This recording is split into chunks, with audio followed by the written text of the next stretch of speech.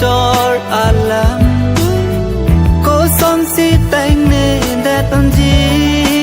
ta cài đinh pi á chor si che học lô nàng thon rong ro ki vui si nê tin rong mà nàng klim suwa hút bên sen cả che chor alam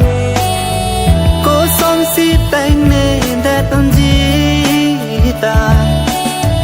cài đinh pi á chor si che học lô nàng thon